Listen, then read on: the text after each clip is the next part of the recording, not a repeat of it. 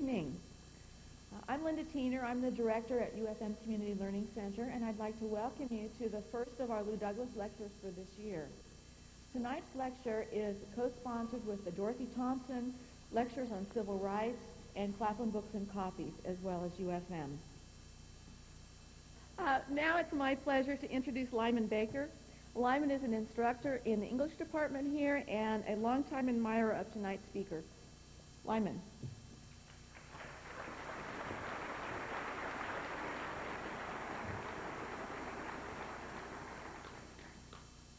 I want to begin by just mentioning some ground rules that we'll have here. Professor Chomsky, of course, will take questions, but we do need to be a little careful of his energies, and so we'll try to limit that to 25 minutes, and that means that we would like to hear from as many people as possible, and if you would please keep your questions as pointed as you can, that would be kind to your neighbors.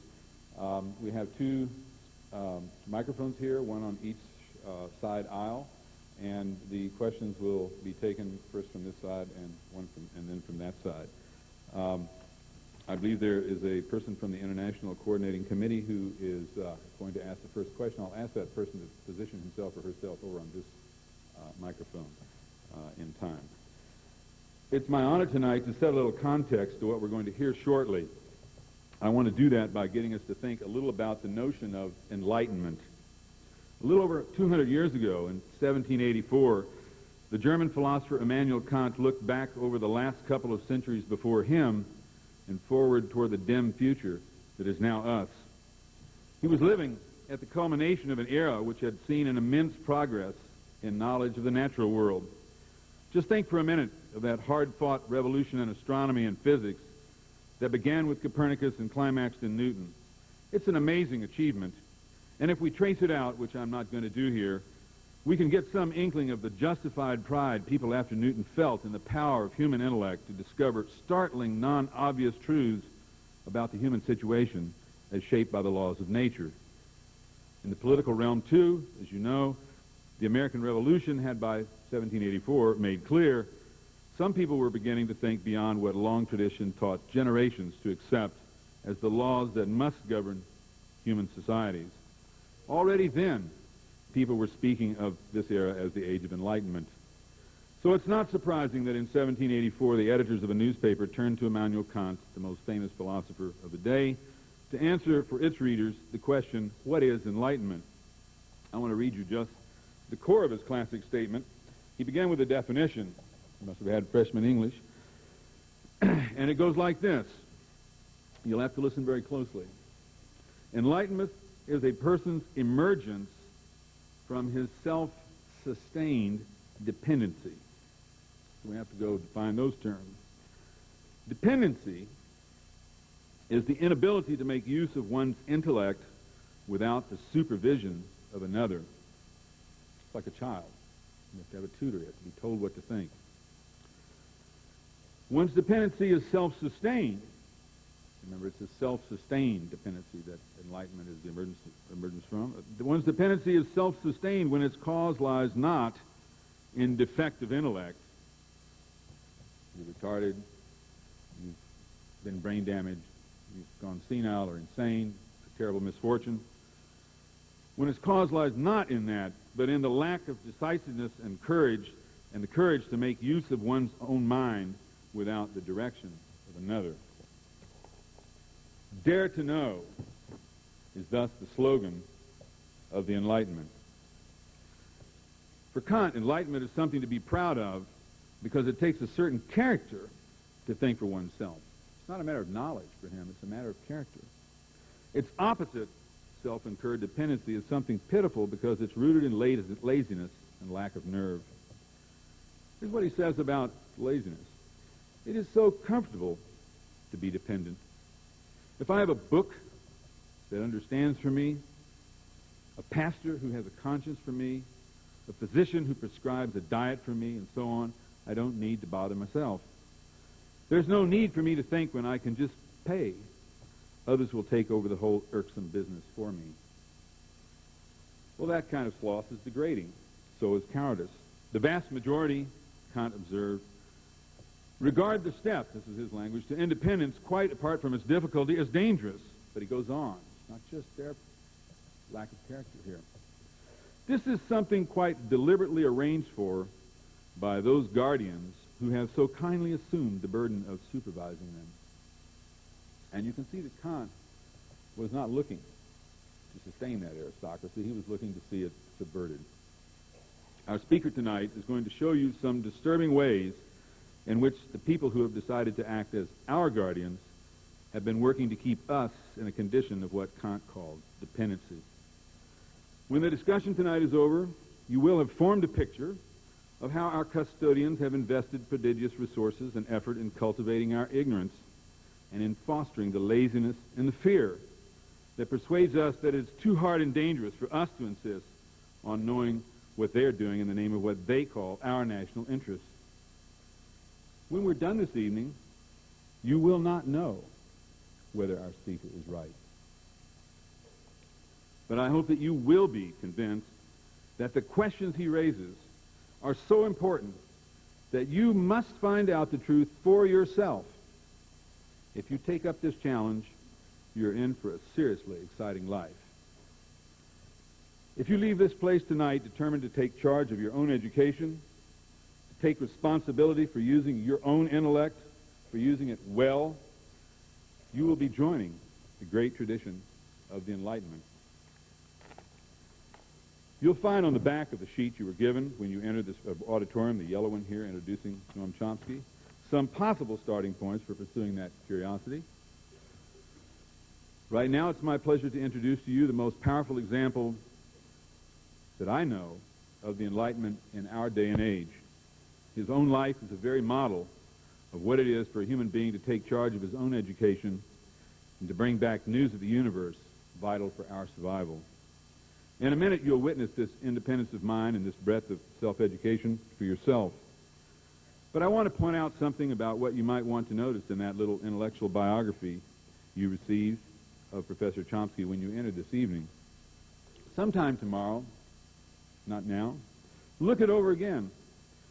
See if you can see where he refused to stay pigeonholed in his specialty, where he was a recognized authority, where he could play it safe by leaving foreign policy to the experts in that specialty. See if you can spot where he must have felt insulted by being treated as out of his depth, felt offended by the idea that government was the business of a self-recruited cast of guardians and not to be meddled with by amateurs uncertified by them. Can you appreciate the courage it took to point out the ignorance and arrogance of the experts in the middle of a war, not to close ranks around the flag, but to rally fellow citizens to listen to facts and act on their conscience? And I mean unpleasant facts in the light of that very conscience. I'll mention two. Our government ran an assassination program, probably responsible for 40,000 deaths in the villages and hamlets of Vietnam. That's how we were fighting terrorism. I'll mention one more. We made the conscious decision, our guardians, that the Viet Cong could not be defeated so long as its constituency continued to exist, and they knew its constituency was the rural population of Vietnam, 98% of the population, and so they proceeded to eliminate it by direct application of mechanical and conventional power, Orwellian language, on such a scale as to effect a massive migration from rural to urban areas, where people were then housed in refugee camps. Elsewhere they'd be called concentration camps. That's how we saved Vietnam for democracy.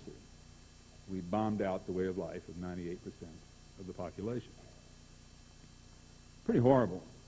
Pretty outlandish. You hadn't heard about it. I hadn't heard about it. We live in a free country. We have a free press. If something like that had happened, I'd have heard about it. I haven't heard about it, so it must not have happened. I can go back to sleep. Thanks.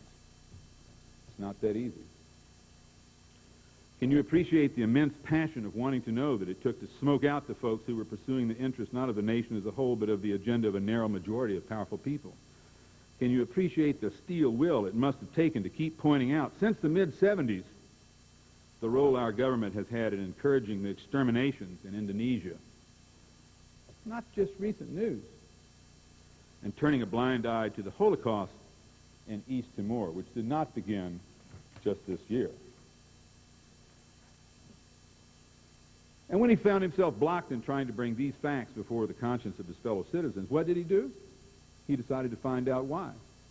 He made himself learn what is going on in the corporate mass media, in the public relations networks of think tanks, academia, government, and the press. He made himself into an expert on the operations of the propaganda systems characteristic of non-totalitarian societies. I would say that's somebody who took charge of his education. Please welcome one of the greatest Americans ever, whom we have the privilege of crossing lives with tonight, Noam Chomsky.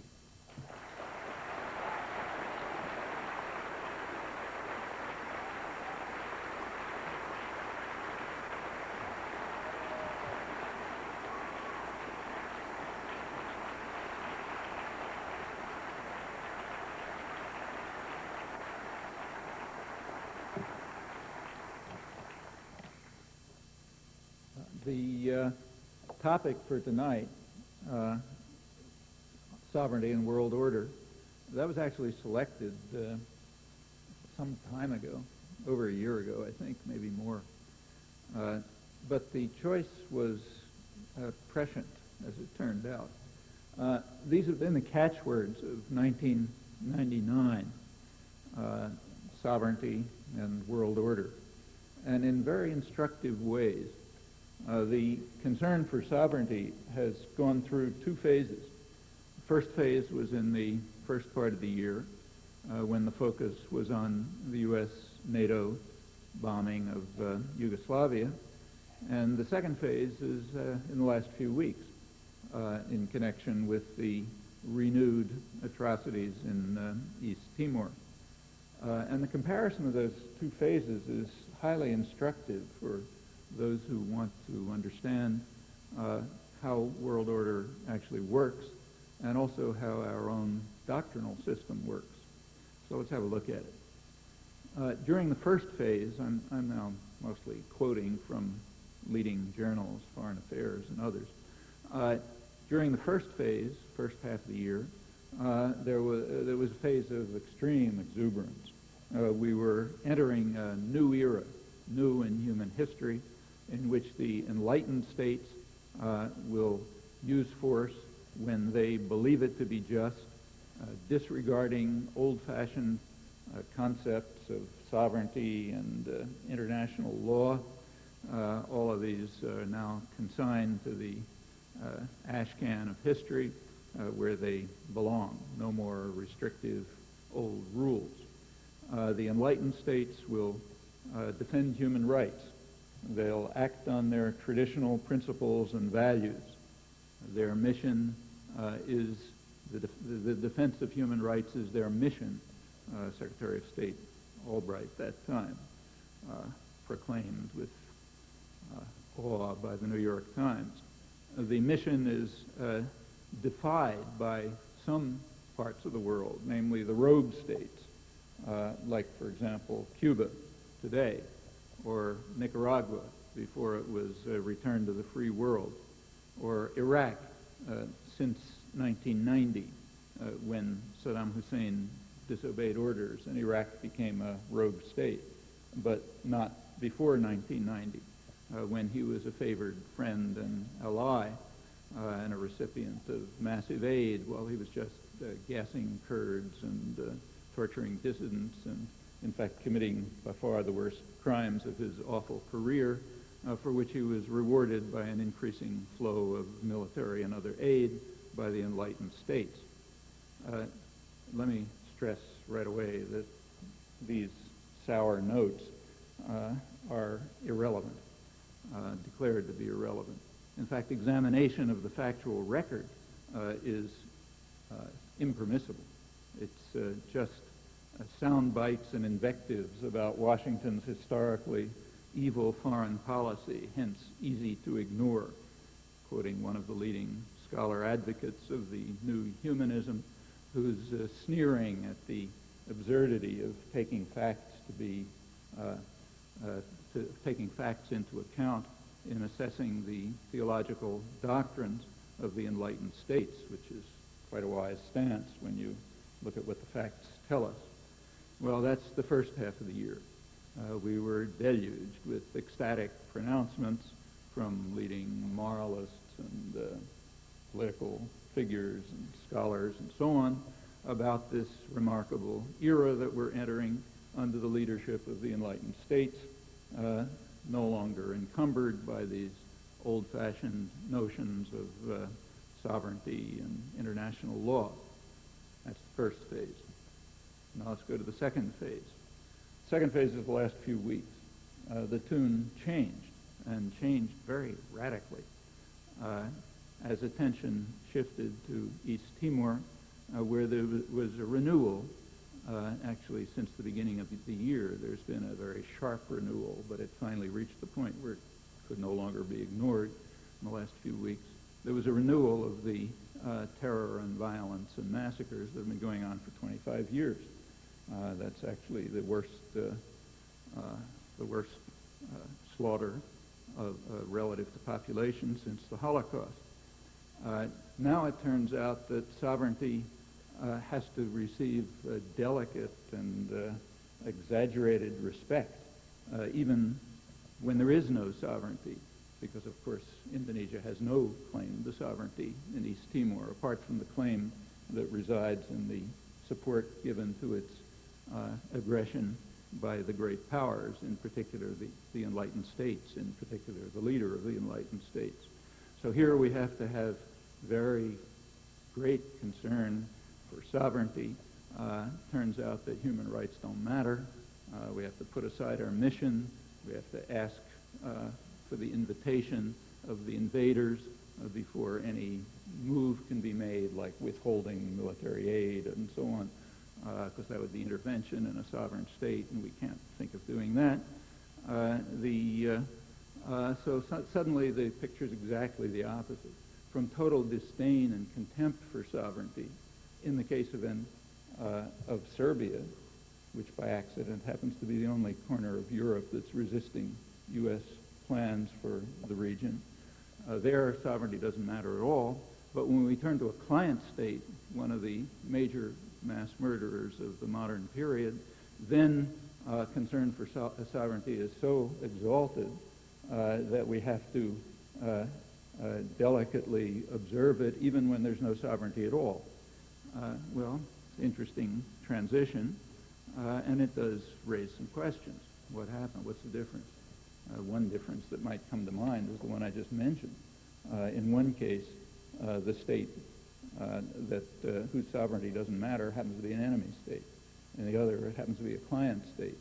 Suggests a hypothesis, but let's put it aside and ask some other questions.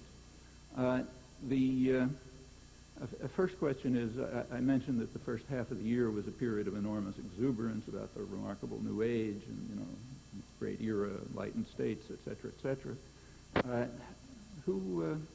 What was the attitude outside the enlightened states? And certainly, who are the enlightened states? And how do you gain the rank of enlightened states? What are the criteria for membership in the club? Well, criteria for the membership in the club turn out to be very easy. It's done by definition.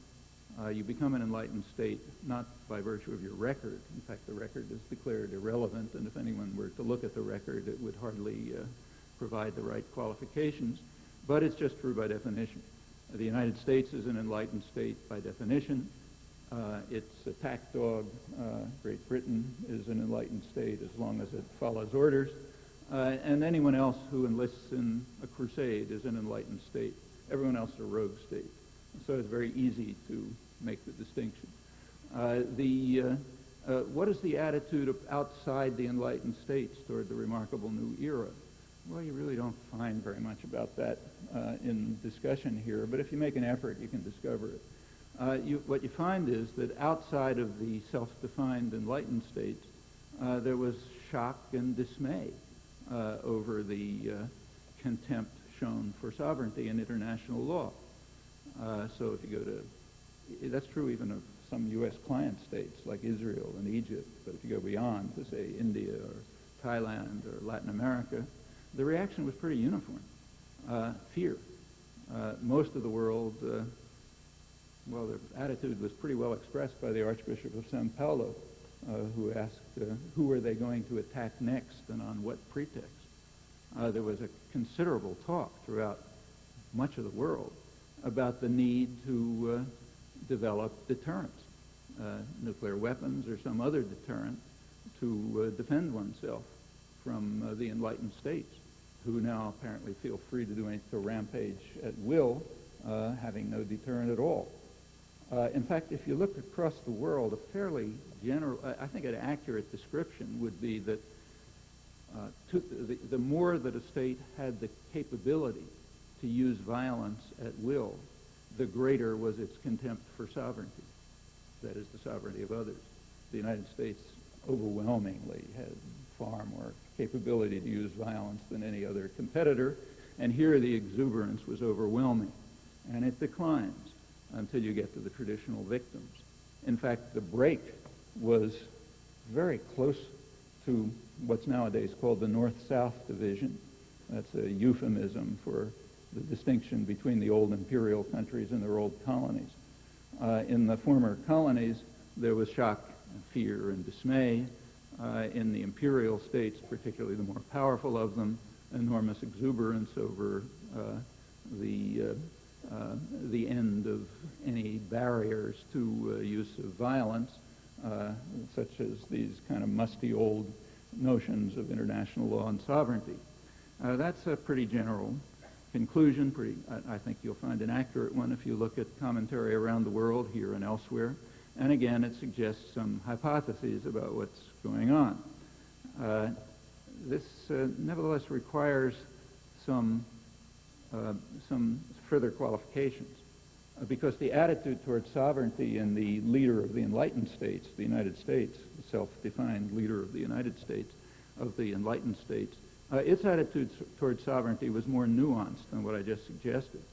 It's true that for the others, sovereignty can be dismissed with contempt. In other words, we can use force at will as we believe it to be just because we define ourselves to be enlightened. On the other hand, our own sovereignty and that of our client states, that has to be guarded as a precious treasure. In our own case, the point is obvious, in fact, pretty hard to ignore. Just not long ago, for example, the United States refused to accept an international criminal court that would prosecute war crimes and crimes against humanity. And the reason was pretty straightforward. The reason was that if we accepted the existence of such a court, we would be surrendering our sovereignty. And obviously we can't do that because our sovereignty is sacrosanct. That was brazen enough to receive some comment, but what is less noticed is that that's pretty uniform. The United States has a terrible record, one of the worst in the world, in signing, in ratifying international human rights conventions to implement the provisions of the Universal Declaration of Human Rights. So, for example, in the case of the Convention on Rights of the Child, it's been ratified by every country in the world except two, the United States and Somalia. Somalia didn't ratify it because it doesn't have a government. And that's fairly general. In fact, it's even worse than that. In a strict sense, the United States has ratified no covenants. The reason is that everyone that is ratified, and there aren't very many, has a reservation which says inapplicable to the United States. It's called non-self-executing, technically. So some conventions are ratified, not too many, but inapplicable here. There was an interesting example of that early this year during the period of euphoria about the new Enlightenment. Again, didn't receive huge headlines, but if you were looking carefully, you noticed that there was a case brought to the World Court charging the United States and the other NATO powers with war crimes. And the World Court refused to accept the case, turned down the case on technical grounds, not because the charges were wrong, but on technical grounds. The technical grounds were that, and if you look at them, they're interesting, the United States presented an airtight legal argument to show that the case could not be brought, and the court correctly accepted this argument. What was the argument? Well, the case was brought under the Genocide Convention. The United States had World Court rules, I should say, require that all parties to a dispute accept jurisdiction. Otherwise, the court can't adjudicate. And the U.S. argument was that the United States doesn't accept jurisdiction because even though it did sign the Genocide Convention after a delay of, I think, about 40 years, it signed it with a reservation saying inapplicable to the United States. So therefore, the United States can't be brought before the court on these charges, so it doesn't matter what their merit is. And that's a correct argument, so the court dismissed it. As I say, that's typical. Sovereignty has to be very carefully protected, like a precious jewel when it's our own sovereignty. It's only the sovereignty of various enemies that doesn't matter, that means nothing. And that extends much more broadly. So why don't, as you know, I'm sure, the United States is practically destroying the United Nations by refusing to pay its legally obligated debts. The debts are required by treaty, but the United States doesn't pay them because that would be a sacrifice of sovereignty. Why should we allow some organization that we don't control to function if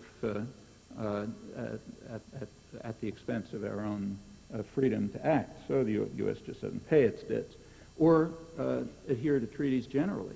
In fact, by the 1990s, U.S. violation of international treaties has become so extreme that the Professional Society of International Law, American Society for International Law, in a couple issues back, its editor had an article called Taking Treaties Seriously, condemning the U.S. refusal, increasingly brazen U.S. refusal, to adhere to treaty obligations, the grounds always being the same. They're an interference with U.S. sovereignty, which has to be sustained. The same is true of the World Trade Organization, particularly interesting case because it's a U.S. creation, but it does have rules, and the U.S. blatantly violates the rules when it chooses to, and is called to account. So, for example, the European Union recently brought charges to the World Trade Organization that the U.S. was violating its rules by its quite murderous, incidentally, its murderous embargo of Cuba, which violates the World Trade Organization rules because it involves secondary restrictions against other countries, extraterritorial restrictions, and of course it's grossly in violation of international humanitarian law with its provisions barring food and even effectively medicine. Well, the U.S. responded to that by declaring a national security exemption. The survival of the United States depends on making sure that Cuban children starve or die in hospitals from lack of medicine. So therefore we can't accept the authority of the World Trade Organization, our creation, in the case of the embargo on Cuba.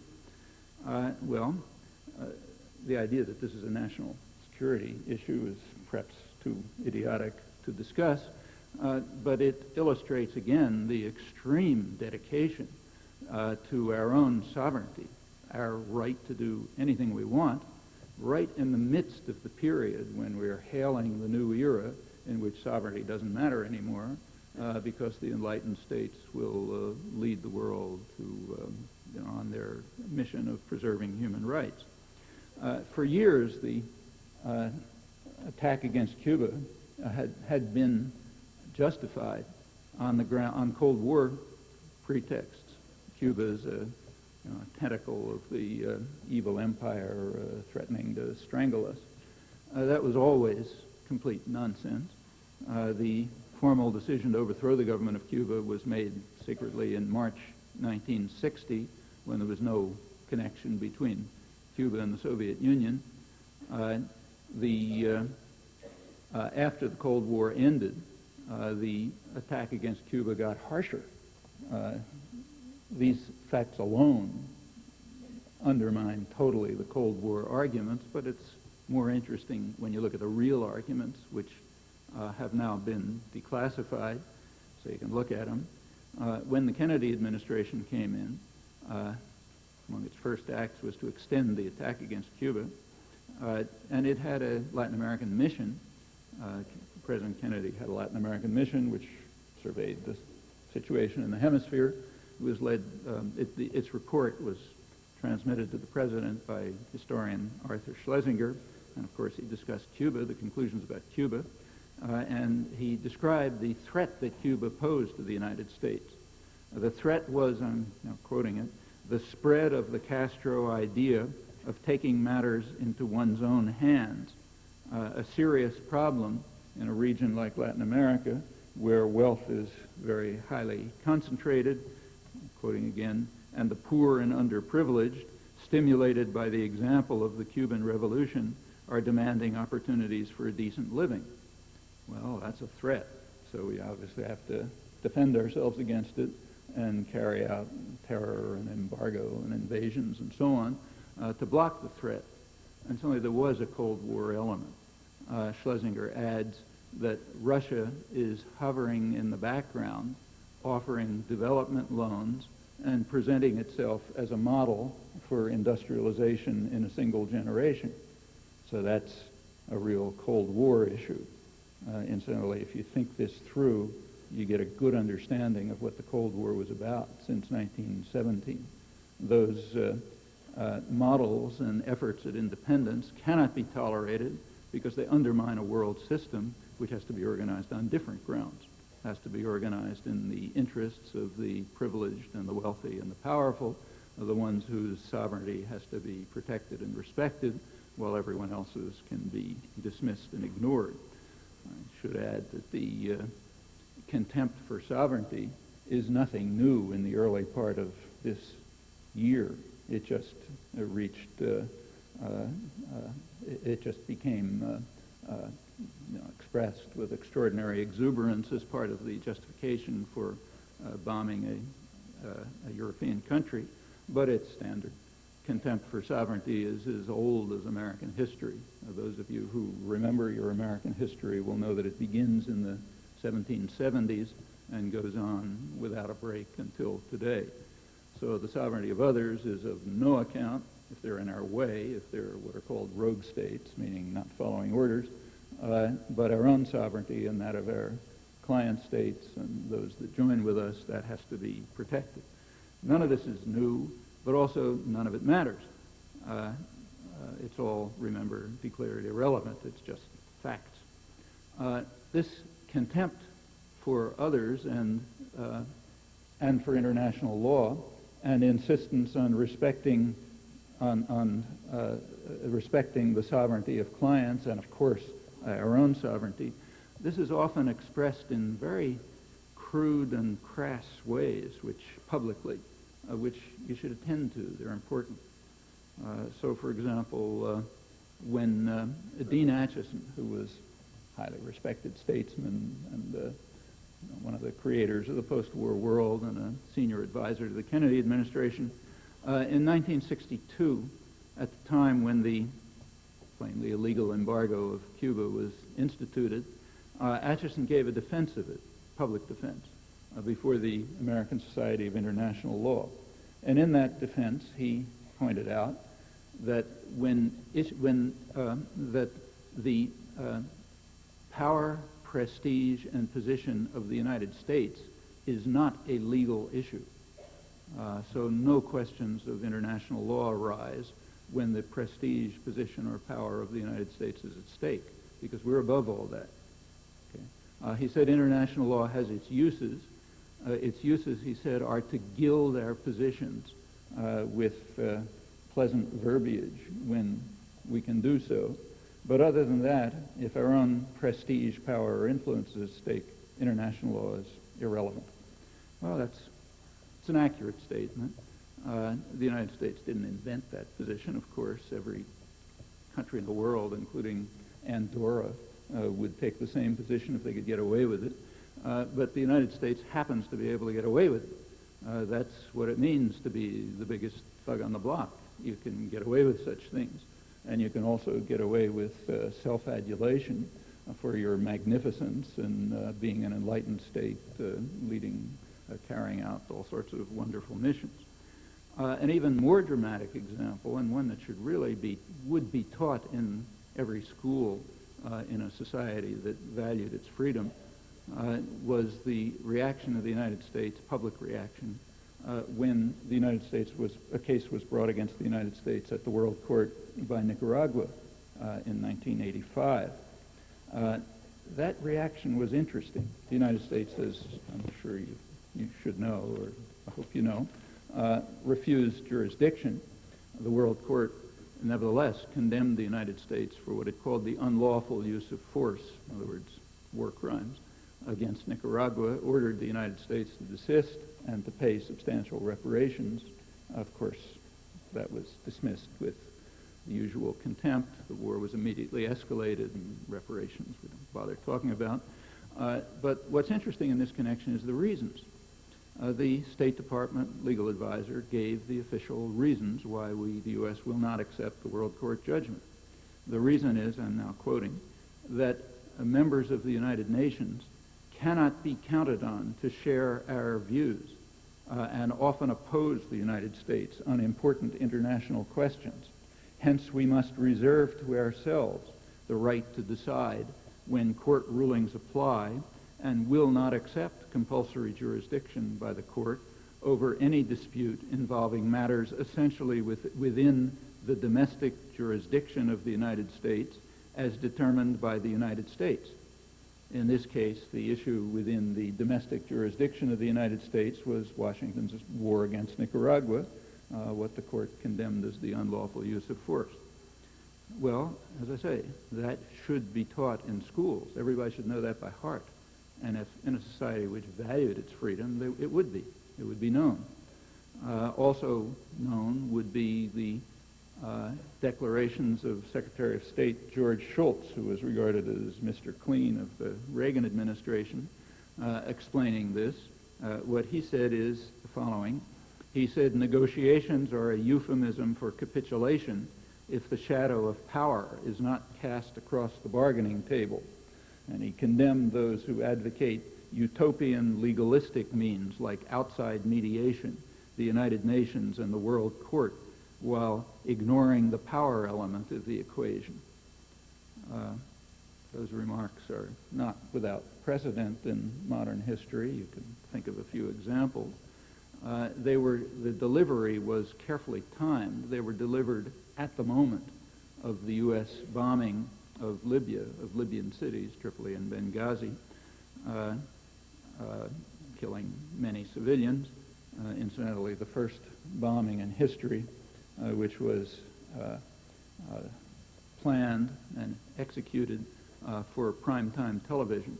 It was very carefully timed so that it would begin right at the 7 p.m. Eastern Standard Time, which at that time was when the three television channels had their major news programs, and by sheer accident they all happened to have their crews in Libya, where of course they are all the time, so that they could film the exciting events as they happened and then give the administration the first hour of control over television news to give its proper spin.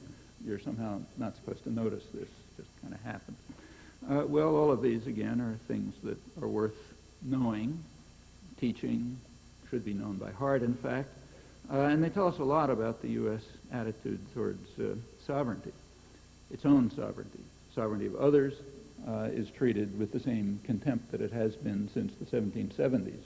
So to take an example, which is almost trivial by comparison with the full record, it's just a year now since the United States, the Clinton administration, decided to destroy half the pharmaceutical supplies of a poor African country, killing nobody knows how many thousands or tens of thousands of people. That's kind of, don't even notice it. I mean, nobody mentions it. It's conceded that it was just a kind of a random act of violence, but that's all right, because what does their sovereignty matter? It's our sovereignty that matters.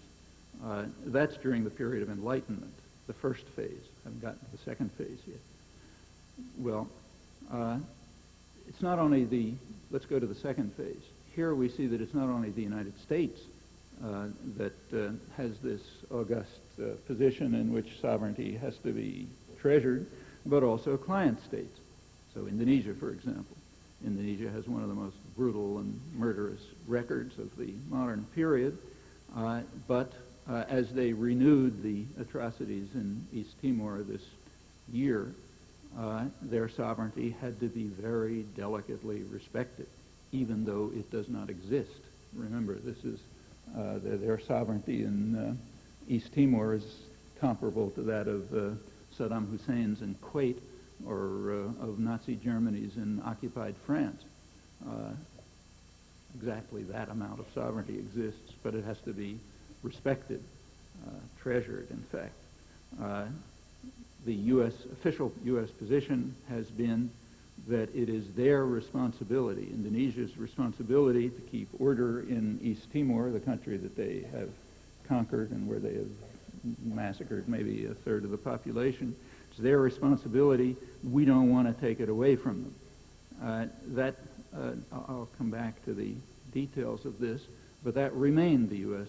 position right through the period in the last few weeks when it became impossible to ignore the level of the atrocities, and when the Clinton administration, in fact, was finally compelled to make some pretty minor moves, compelled by domestic pressure and particularly by Australian pressure, international pressure. They were making a huge issue of it.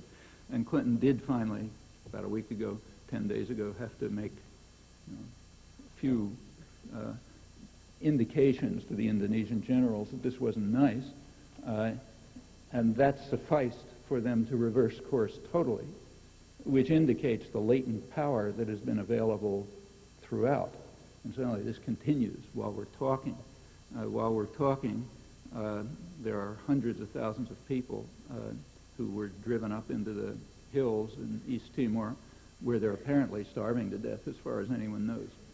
There happens to be a country that could easily carry out airdrops of food. We know which one it is.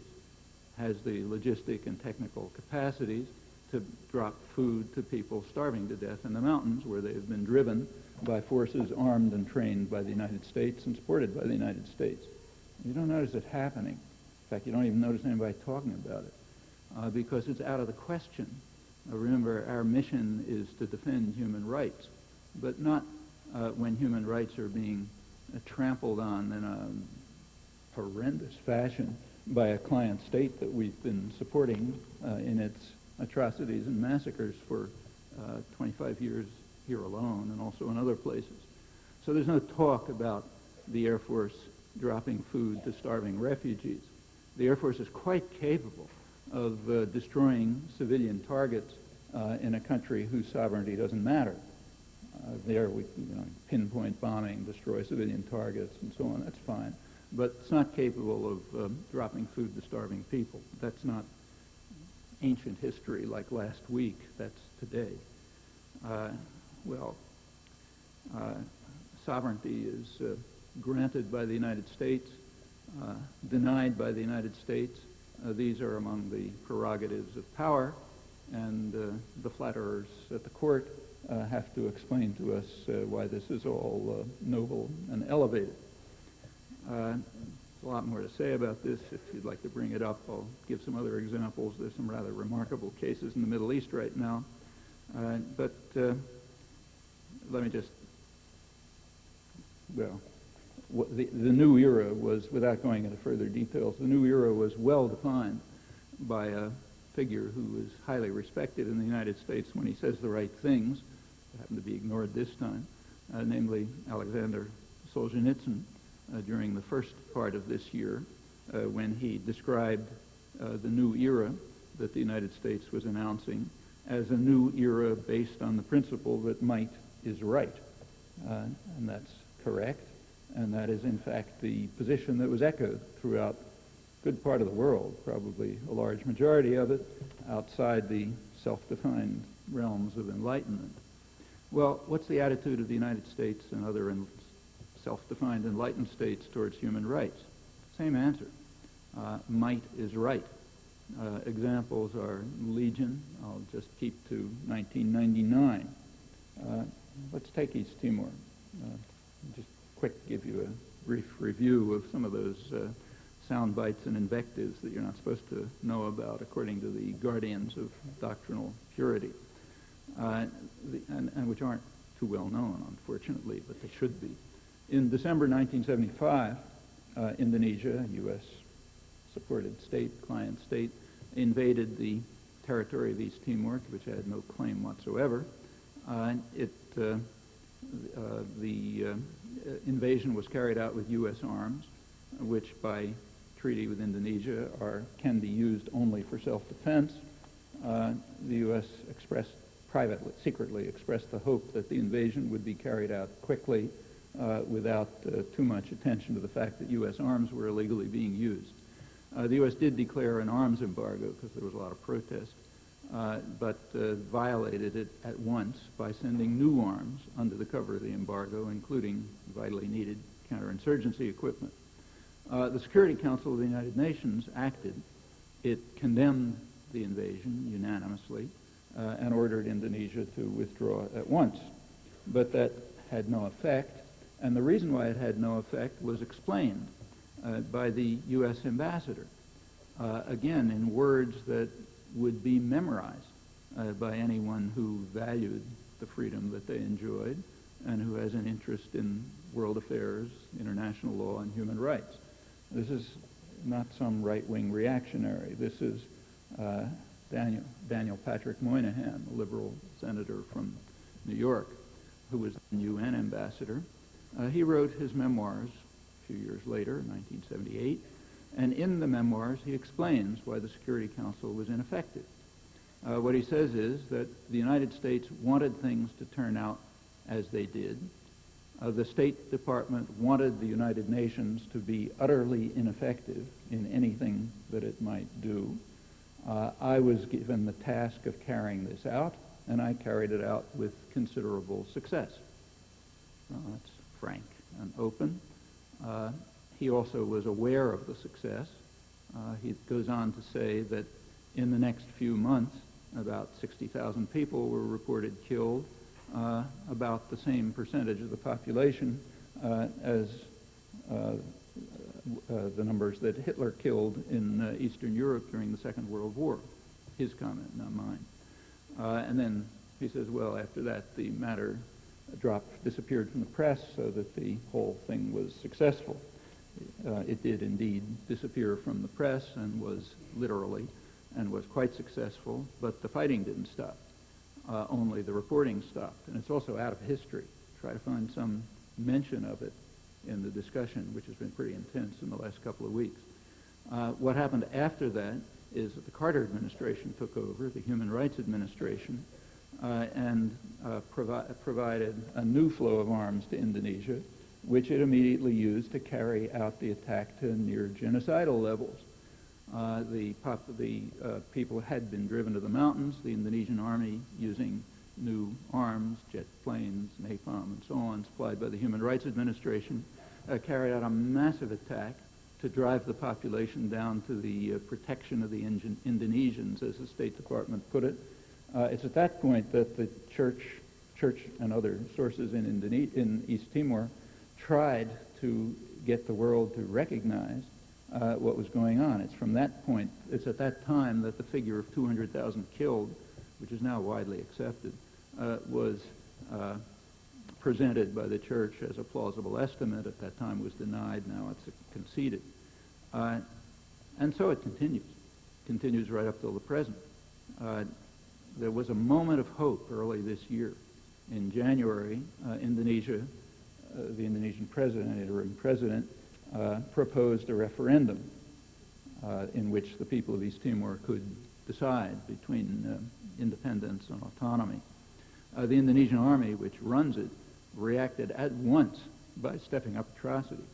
They sent new units of their elite special forces units, capacist units, which are trained by and armed by the United States and are famed for their atrocities in East Timor and elsewhere. They were sent to East Timor. They organized what are called militias, paramilitary forces, consisting to a large extent of Indonesians. which immediately started carrying out large-scale terror. Very little reporting of it here, but it was going on, it was building up, everybody knew it was coming. The United States temporized, wouldn't do anything, refused to react. In fact, I should say that throughout this whole period, arms and training for the Indonesians continued. Just in 1997-98, in that single year, government licensed commercial arms sales to Indonesia increased by a factor of 5.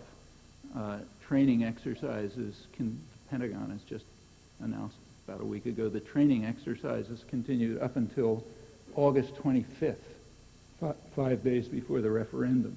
This was called training in humanitarian training and disaster relief. Orwell couldn't have said it better. What happened next, the referendum took place, despite the incredible, right in the middle of this, so like in April, when atrocities were really peaking. The United States did send a military mission. The head of the Pacific Command, Admiral Blair, was sent to talk to General Wiranto, the Indonesian chief of staff, in theory, to tell him to call off the massacres. Turned out what he actually told him was that the U.S. would continue to provide assistance and support. This was revealed recently by Alan Nairn, an independent journalist who's done a fantastic job there and elsewhere, and in fact has been in an Indonesian jail for the last couple of days without any report here. It's finally released, probably under mostly congressional pressure. Admiral Blair went to give this message just shortly after one of the really ugly massacres, the killing of about 60 people in a church in which they'd taken refuge, brutal murder, just one of many. Well, what happened? The population, in a remarkable display of heroism, went to the polls. Despite large-scale terror, intimidation, killings, tens of thousands of people driven into the hills to hide. Nevertheless, about almost 99% of the population braved it and went to the polls and voted overwhelmingly for independence.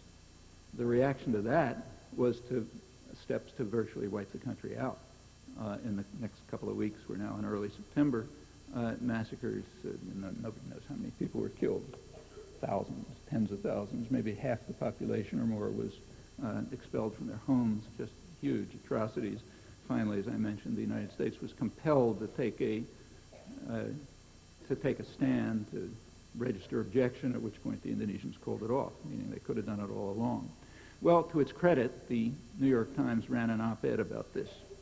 Give credit where credit is due. On September 15th, an Indonesia historian, John Rusa, who was an observer at the elections, wrote a good op-ed in which he pointed out the truth. He said, given that this last pogrom was so predictable, it was easily preventable, but Clinton dithered and refused even to discuss sending peacekeeping forces.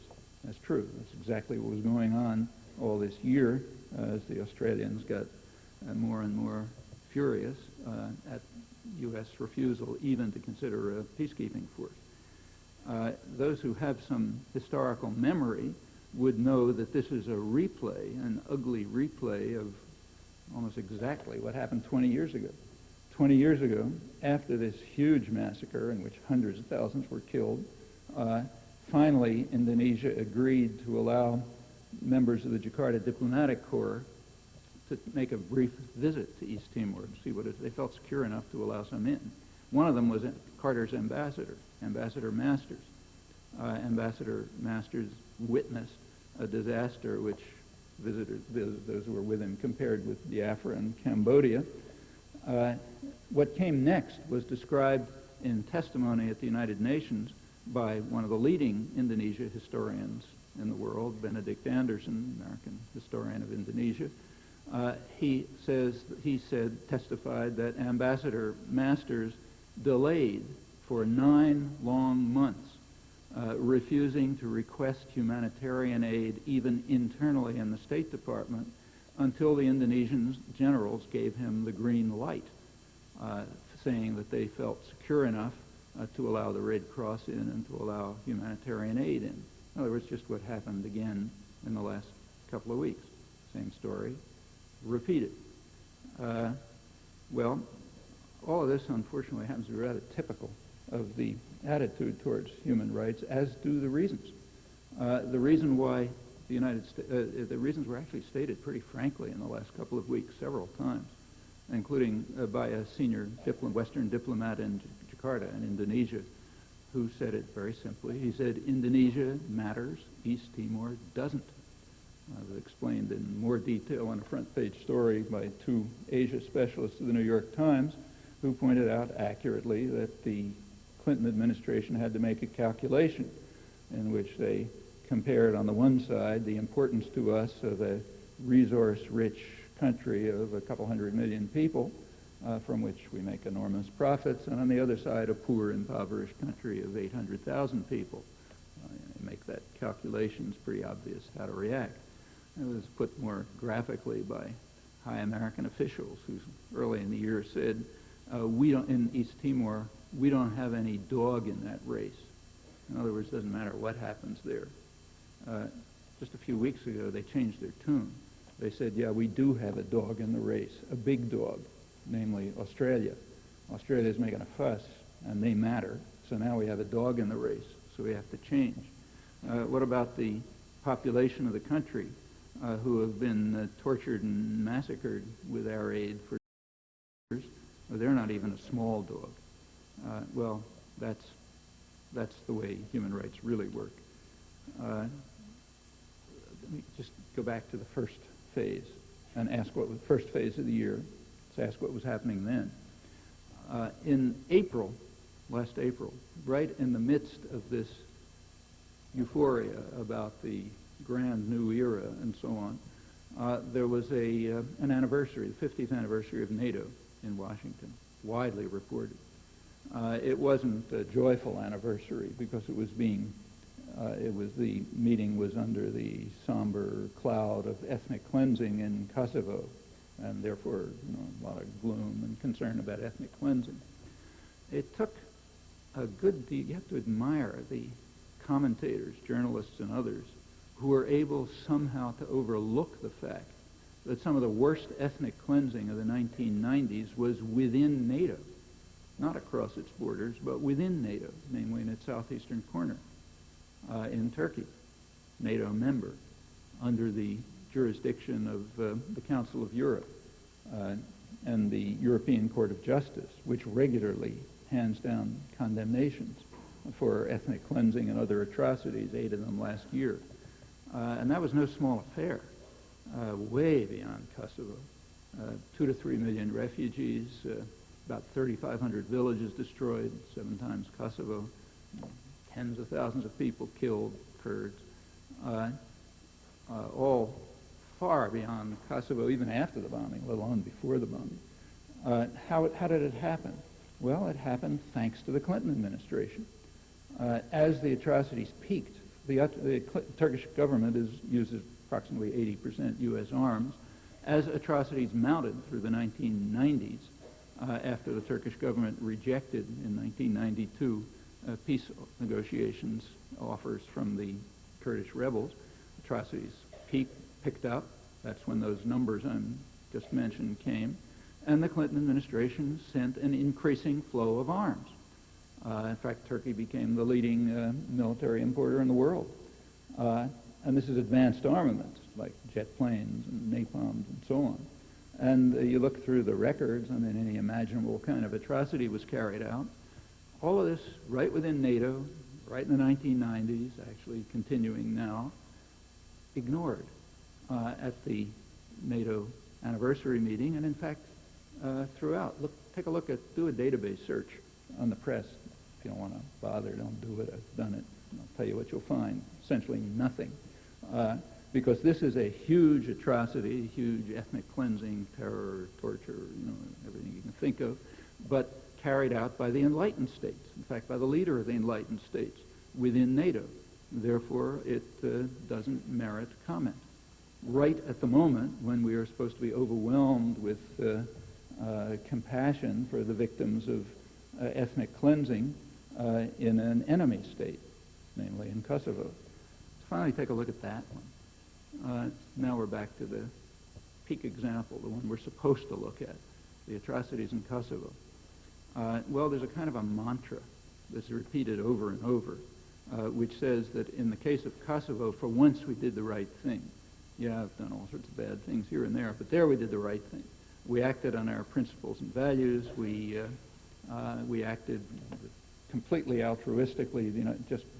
Total break with history. The United States acted completely altruistically to defend human rights, and that's why we had this wonderful euphoria about the new era. Well, it's not a truth of logic. I mean, it's a question of fact, so therefore facts ought to be relevant, so let's have a look at them. Well, there's a standard version of this. It was repeated last week by the main foreign affairs specialist of the New York Times. Kind of unfair to quote him because everybody says the same thing, but let me quote that since the most recent, last Sunday. Thomas Friedman of the New York Times, who's incidentally calling for intervention in East Timor, says that the U.S. intervention in Kosovo made a crucial difference. It halted ethnic cleansing, and therefore it was legitimate. There's only one problem with that statement, which is repeated over and over again. The facts are the exact opposite, uncontroversially. The ethnic cleansing, the massive ethnic cleansing, was a consequence of the bombing, not the cause of it. There is no dispute about this. Simply take a look at the record of registered refugees across the border. Kosovo wasn't a pleasant place the year before, by any means. Unfortunately comparable to many other places in the world. But the massive ethnic cleansing came after the bombing. The bombing started on March 24th. At that time, the UN High Commission on Refugees, which takes care of refugees, had no registered refugees. The first ones were about 3 days later. On April 1st, a week after the bombing, it started giving its first daily reports on expulsions. And then it went up to the numbers, about 600,000-700,000.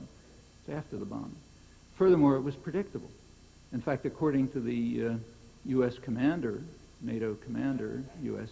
General Wesley Clark, it was entirely predictable. That was his words as the bombing started. What he said, it is entirely predictable that the bombing is going to cause a radical escalation in atrocities for pretty obvious reasons. When you bomb people, they don't throw flowers at you. They respond. And they don't respond where you're strong. They respond where they're strong. So they don't send jet planes to bomb New York. They respond on the ground where they're strong, escalating the atrocities.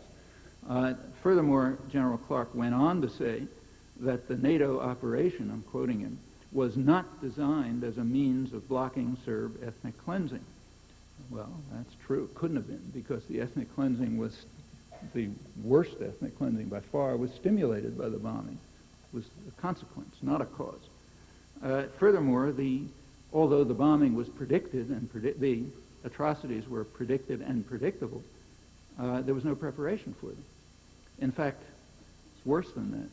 Shortly before, the United States had proceeded to defund the UN, the High Commission on Refugees, which is responsible for taking care of refugees. They had to cut their staff sharply in January because of the U.S. refusal to pay dues. So not only did the United States and Britain refuse to make any preparations, they proceeded to defund the organizations which would have to take care of the refugees that were going to be generated, predictably, according to the commander, by the bombing they were carrying out.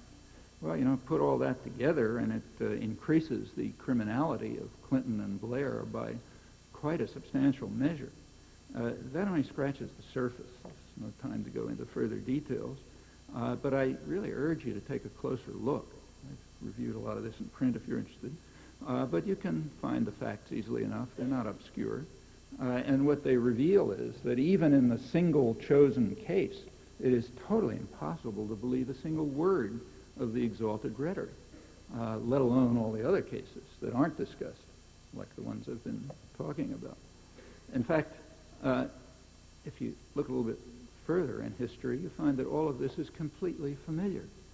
It's a kind of a tragic or worse, maybe obscene replay of what was going on a century ago. Just a century ago, there was the same talk about how the enlightened states must bring civilization to the backward people of the world and must disregard sovereignty or anything else because they have their mission of bringing civilization, Christianity, and human rights. It was the concert of Europe and the United States and the Philippines and so on. Well, we know exactly what the consequences of that were. We don't have to wait to see. We have a century of history to show how that enlightenment was brought to the world. Is there any rational reason for expecting this phase of it to be any different? Most of the world doesn't think so. Outside the self-defined enlightened states, there's plenty of fear and concern over the revival of some of the worst days of European imperialism and the arrogance and self-adulation that went along with it. Well, this goes way back in history, and there's other principles, if you like, that also are deeply rooted and that we ought to maybe near universals. I'll just end with those. They're pretty obvious. I don't think there's anything profound. For people like us, that is, relatively privileged people in quite free societies, all of this is under control. None of it's inevitable. Terrible crimes are committed if we allow them to be committed. It's as simple as that.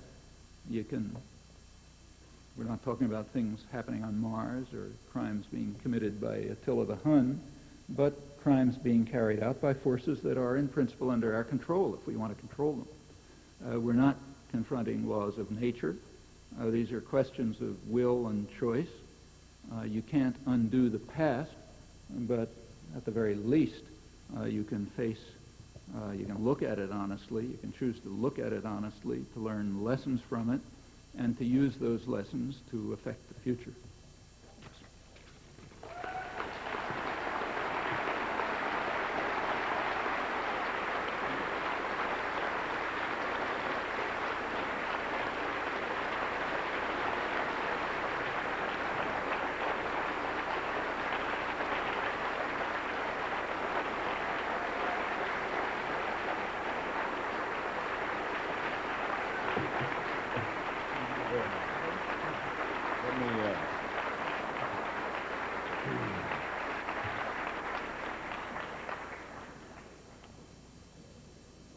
We'll let people leave as they will here, and then when things calm down a little bit, we'll proceed to questions. So if you have a question, please find your way to one of the microphones in the aisles at the side. Let's just alternate, okay? So start over there.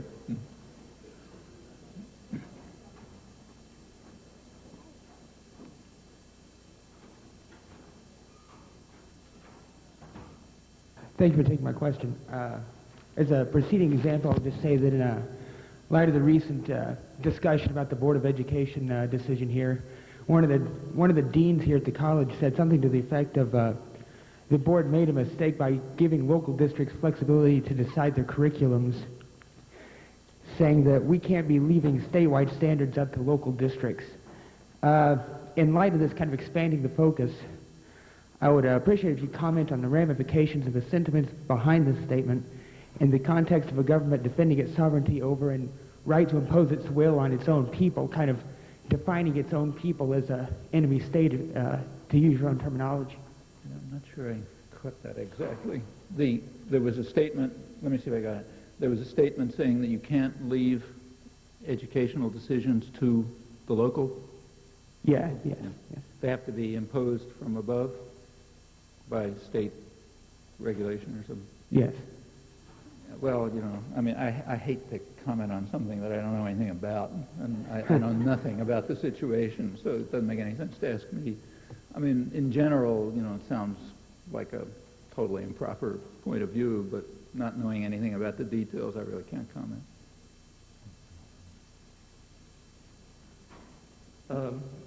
You said in your talk, really, that governments, the enlightened states, act in their own self-interest as they perceive them, and that's not news, just like all the other states do.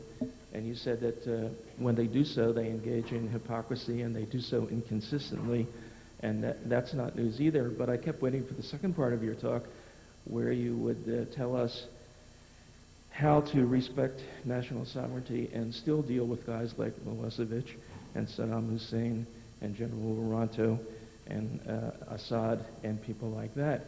And Bill Clinton and Tony Blair and one host of others. Yeah. I mean, I think it's a problem. Incidentally, I'm sorry, did I interrupt? Okay, I didn't mean to Let me interrupt. just make Go a few ahead. more Yeah. points. Yeah. It seems to me that, in a sense, you're setting up the straw man because, I mean, I must admit that I had the same feelings you do about whether the United States has the right to go into Panama and decide what kind of government they should have, or to go into Guatemala, or to go into Nicaragua. But it is a real problem, and I think that we're not really served by setting up a straw man. I mean, it seems to me that you, in a sense, you're setting up a straw man when you say the enlightened states.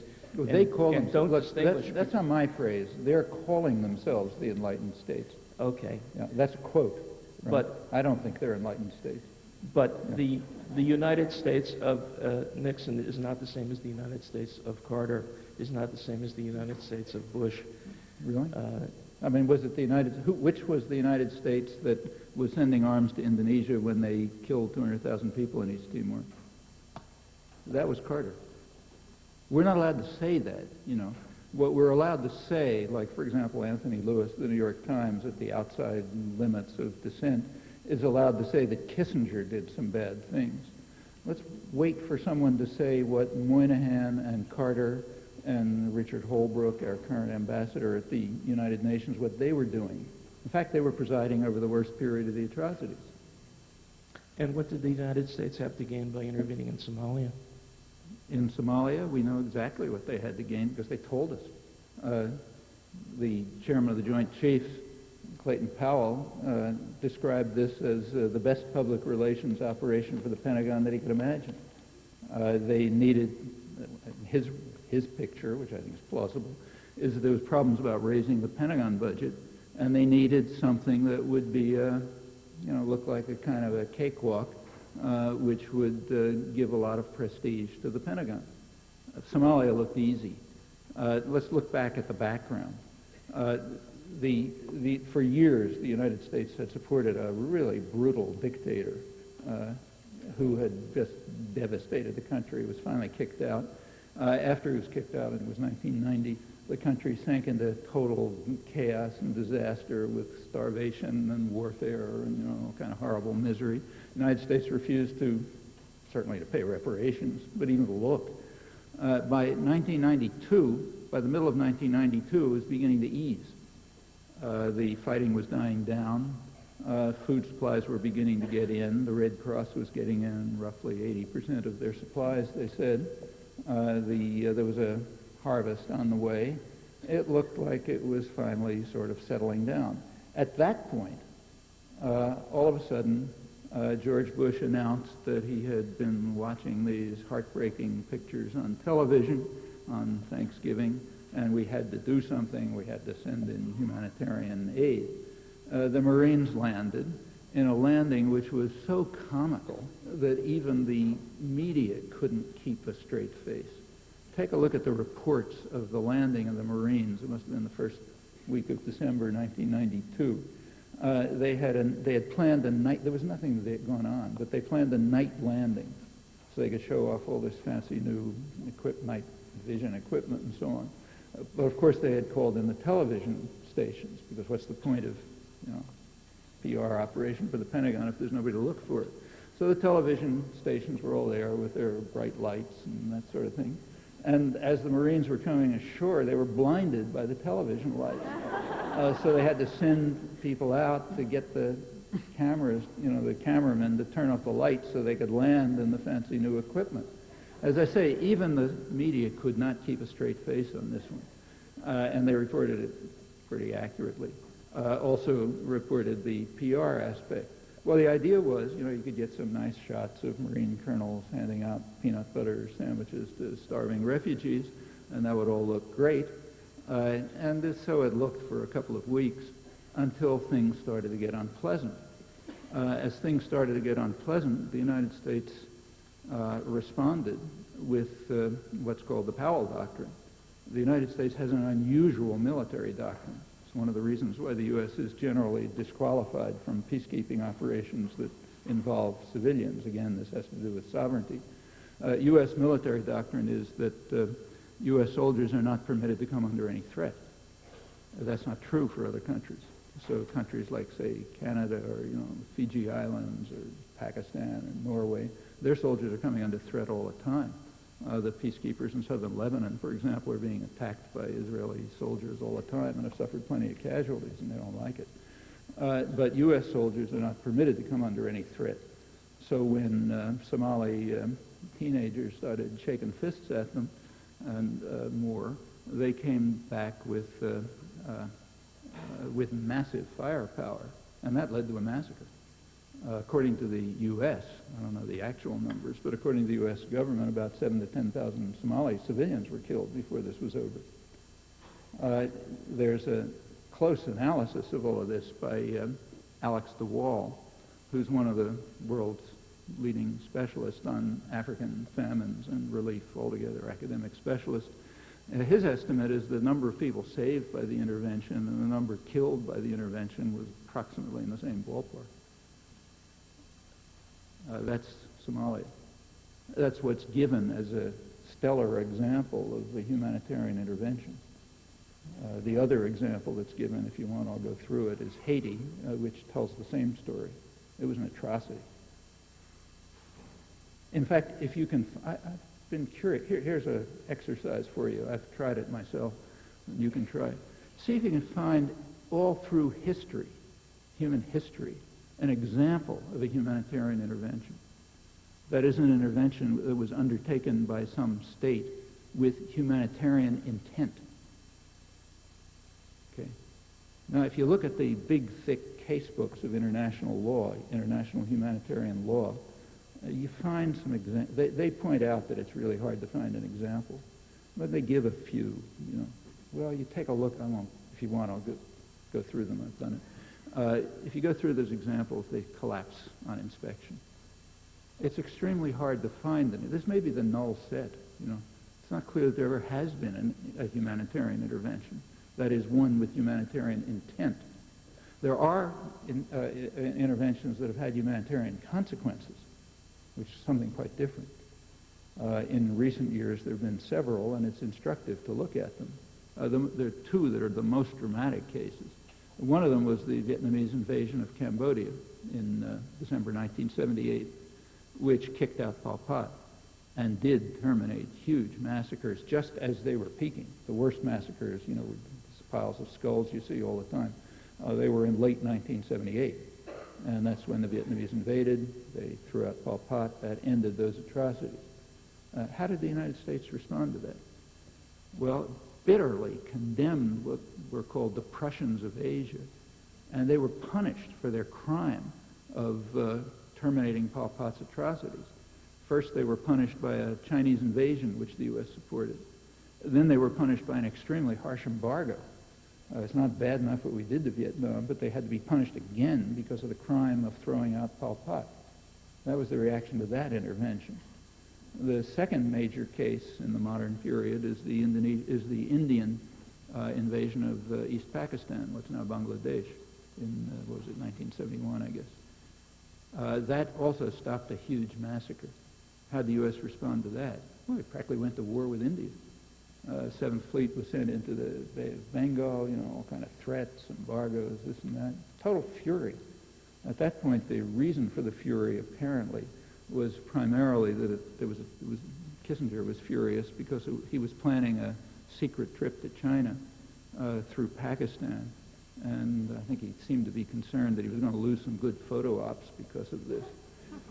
Those are the two major interventions of the modern period that have had humanitarian consequences, and the reaction of the enlightened states to them, self-declared, it's not my thing, is instructive. In fact, the historical record is quite instructive. I really urge people to have a look at it. I have a book that just came out that runs through a lot of this stuff, but, scratches the surface again. Take a careful look. I thought the note you finished on was somewhat enlightening and somewhat inspiring, but a little almost naive in that we have such a grasp on what the U.S. government does that we can actually do something to change foreign policy. I mean, people have tried them before, and for instance, dissidents like those at Ludlow, it didn't work out so well for them. Oh, I don't agree. What, I mean, the what do country's you changed suggest? a lot, and it's gotten a lot better. I mean, there are all kind of horrible things in U.S. history which don't happen anymore, and in the history of other countries, too. They didn't, I mean, like there used to be slavery, for example. There's slavery. What was done to the indigenous population is horrendous. But up until pretty recently, it wasn't even acknowledged.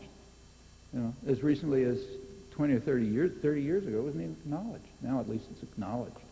Okay, that's an improvement. In the John F. Kennedy, back 1961, was perfectly capable of sending the U.S. Air Force to bomb another country. Authorized napalm, started driving the rural population into concentration camps called strategic hamlets, set off an ethnic cleansing program that ended up with about 10 million refugees. There wasn't a peep of protest. Go back and take a look. When the war against South Vietnam, which is what it was, began in 1961-62, there was no protest whatsoever. I mean, if the U.S.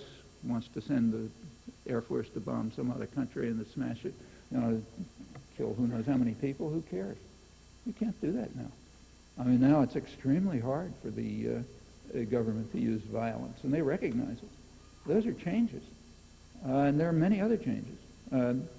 The civil rights movement introduced huge changes.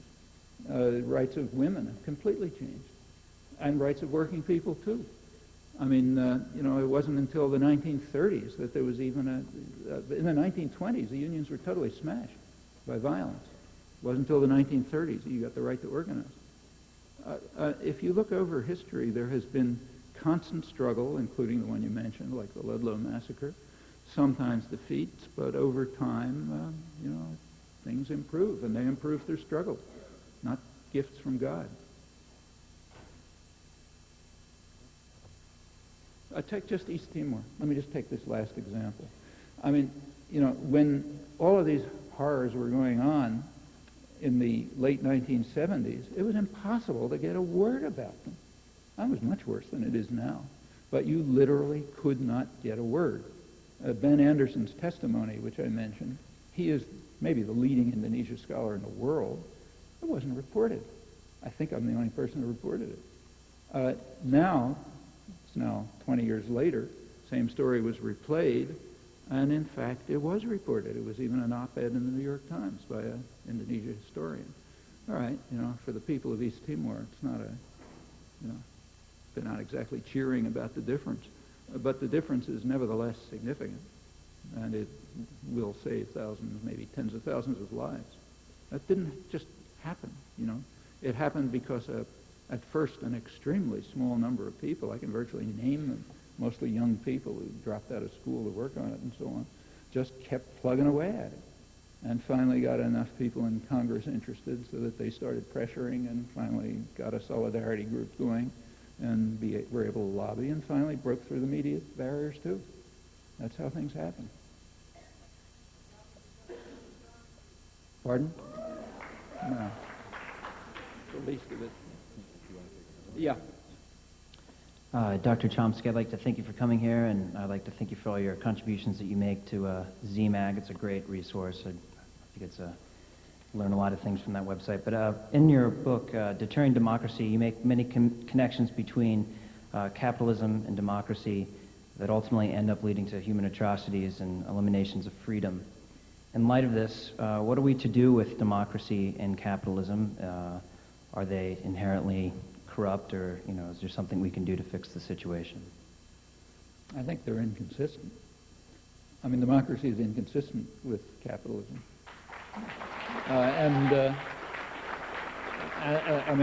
This goes beyond the depth. I mean, I basically agree with two or three people who said this is kind of superficial. I agree. It's pretty superficial. Just happens to be contrary to everything you read and hear, but nevertheless it is superficial. If we look deeper, we get into real problems, like capitalism and democracy. In fact, let me just say something more about sovereignty and capitalism. I mentioned that the United States insists with passion on protecting its own sovereignty. Actually, you should have stopped me there because that's not correct. In the back of my mind was to go on and say why it's not correct, and it's crucially not correct. The U.S. government insists on violations of U.S. sovereignty, insists on them, namely violations of sovereignty by what some international economists call the virtual Senate. That is, the community of international investors and multinational corporations who have veto power over government policy, which is granted to them by the U.S. demand on liberalization of capital flows. That's the biggest change in world order in the last 30 or 40 years. In the early 1970s, the United States destroyed the Bretton Woods system, which was based on controlled flow of capital controls and fixed exchange rates and so on. The U.S. dismantled that. That led to the period of liberalization of financial flows, and it's well understood. I mean, it was understood by the people who designed the Bretton Woods system, and it's understood today that if you let capital flow freely, it grants veto power over government policy to investors.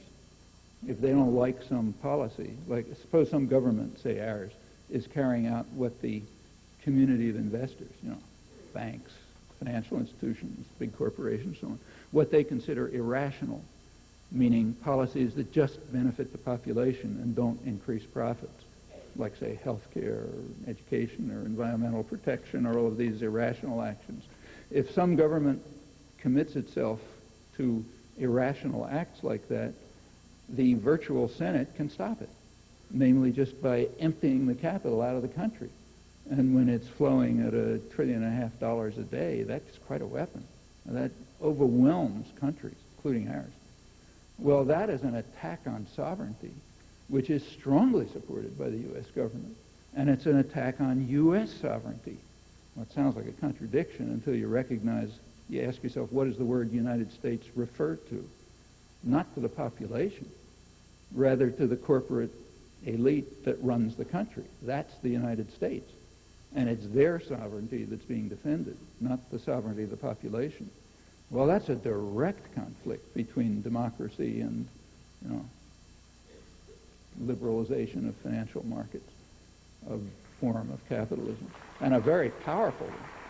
So now at this point, we're getting into real issues, not superficial issues, but real ones. And they point to major contradictions between democracy and aversion of capitalism. I should say that when people talk about capitalism, it's a bit of a joke. There is no such thing. No country, no business class has ever been willing to subject itself to the free market discipline. Free markets are for others. Like a third world is the third world because they had free markets rammed down its throat. Meanwhile, the enlightened states, England, the United States, others, resorted to massive state intervention to protect private power, and still do. That's right up to the present. I mean, the Reagan administration, for example, was the most protectionist in post-war American history. Virtually the entire dynamic economy in the United States is based crucially on state initiative and intervention. Computers, the internet, telecommunications, automation, pharmaceuticals, you just name it, run through it, and you find massive rip-offs of the public, meaning a system in which, under one guise or another, the public pays the costs and takes the risks, and profit is privatized. That's very remote from a free market. A free market is like what India had to suffer for a couple of hundred years, or most of the rest of the third world. That's free market, and that's why they look like what they did. when we get into these issues, we're getting below the surface. But those, I'm glad you brought them up, because those are the crucial issues. Sure. We'll do one more question. Okay. Thanks for taking my question. It's interesting. Last time I was here was around 15 years ago or so. Yeah. At that point, nobody was worried about my energy level. I think I must be aging or something. Go ahead. Okay, I will continue. I will continue with my question. Okay, what's your opinion about the tension between mainland China? Sorry. What is your opinion about the tension between mainland China and Taiwan? China very much considers it a sovereignty issue, and if China were to take military actions against Taiwan, how do you think the U.S. would react? Thank you. How would the U.S. react if China took military action against Taiwan? I suspect it could be a nuclear war. I don't think China will do it. It's much too dangerous. I mean, at least I hope they won't. Because if they do, it's totally unpredictable. I mean, that's the kind of issue that could set off a nuclear war. In fact, the U.S. relation to China has been very tricky for years. The U.S. has recognized early on that China is in the long term going to be a major force in international affairs in Asia. And the question is how to relate to this. And if you look back at post-war history, since Second World War, the concern to find a way of balancing Chinese power in Asia, American power on the one hand, Chinese on the other, that's been a dominant theme. You might ask the question, what's American power got to do with Asia? But the U.S., remember, is supposed to run the world. And China is not an easy kind of, domino to push around. So this is a tense issue. But I frankly do not expect that China is likely to take military action. There'll be some sort of accommodation, I assume, as there has been.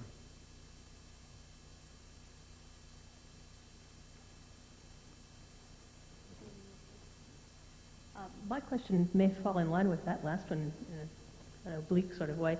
I'm wondering what you have gleaned or what you might suggest to us about the accidental U.S. bombing of the Chinese embassy in Belgrade. I find myself quite stumped about that one. Cynical, but stumped, and hoping it's true. It was just an accident and we had the wrong military map, but what do you think? The Chinese certainly took it to be very serious. Yes. In fact, about the only place you could read that in the United States, is their reaction, as far as I know, was in an advertising insert in the Washington Post.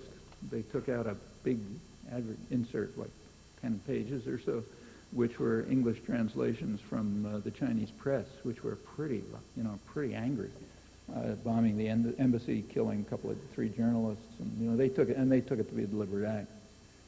Frankly, I just find that extremely hard to believe. So do I. I mean, I can't imagine why the United States would have bombed the Chinese embassy. That's crazy. My suspicion is it's just plain ordinary incompetence.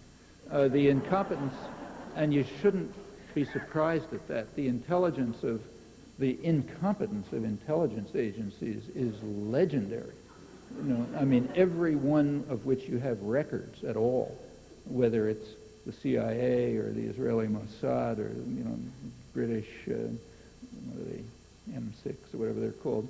I mean, they're just error after error. Usually because of extreme ideological controls. In fact, their errors are not unlike those of political analysts in the civilian sector, which is not surprising because they come from the same background and they're under the same ideological controls. I mean, some of them are almost unimaginable. Let me just give you a couple of examples which indicate to me that they're perfectly capable of bombing the wrong place on an old map. I mean, just take Vietnam. I mean, that was the top issue in American international affairs for 30 years. And we have a record of intelligence, a very unusual record of intelligence, because it was not released by the government, it was stolen from them. So it's like capturing enemy archives. That's the Pentagon Papers. That's 25 years, has a 25-year record of high-level intelligence, raw intelligence. CIA, DIA, whole bunch, State Department intelligence. So a lot of it is in there. And it's very intriguing to look at it. In fact, that's the most interesting revelation of the Pentagon Papers, in my view, by far, is the intelligence record. Here's roughly what happened. If you're interested, I've gone through it in print in detail, but here's the main story. In the late 1940s, the United States was kind of unclear about which side to support. That was true in Indonesia. It was true in Vietnam. Do you support the colonial power that's trying to reconquer it, or do you support the indigenous government and then try to take them over? That was the question. And they made different decisions in different places. In the case of Indochina, for whatever reasons, they decided at one point to support France in its reconquest of Indochina. Well, at that point, essentially orders went to the U.S. intelligence community, CIA and others, to demonstrate what was required. What was required to justify the support of France was that Ho Chi Minh and the Viet Minh were agents of either the Russians or the Chinese. Didn't really matter, one or the other. But they had to be agents of the international communist conspiracy. Okay, that would then justify support of the French reconquest. Everybody knew that was untrue, but that was plainly required for doctrinal reasons in order to support France in its reconquest. Okay, then comes a comic opera scene for about 3 years in which U.S. intelligence tries to prove what is necessary, that Ho Chi Minh and the Viet Minh are agents of the international communist conspiracy. And they try and try. As I say, it could be either China or Russia. They didn't care.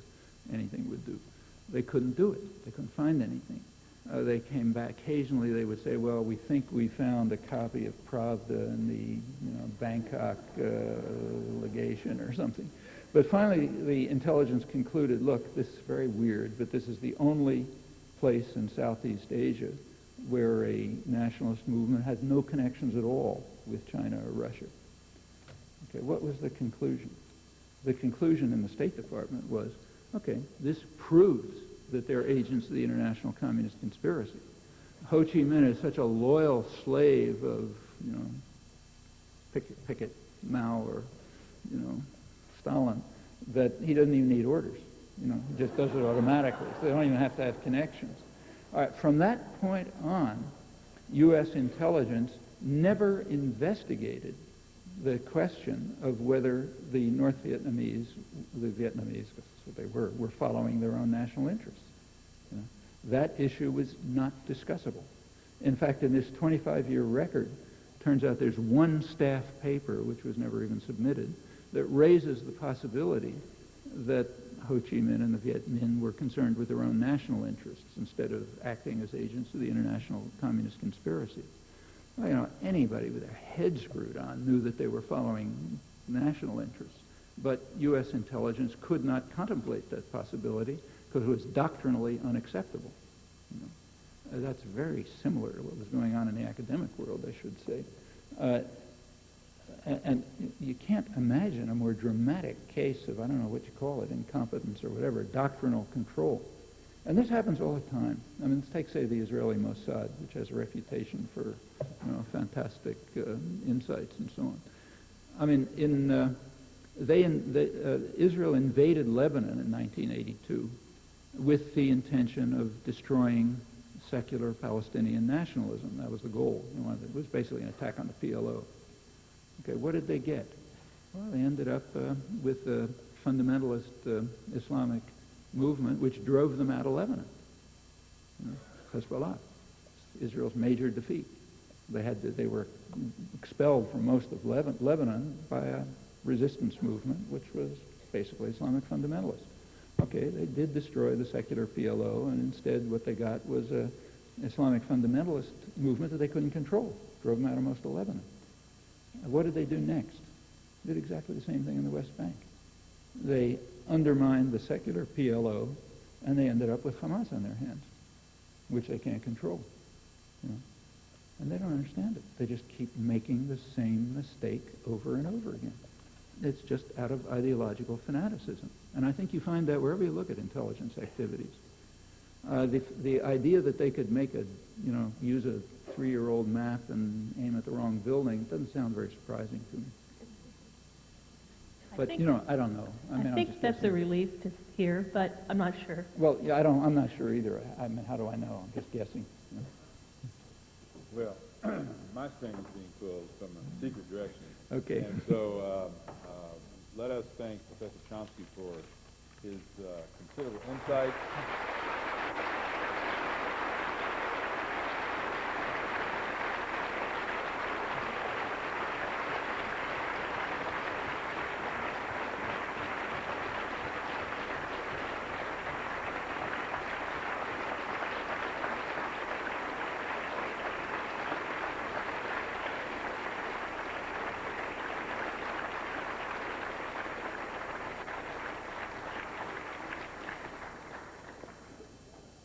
Have a safe trip home.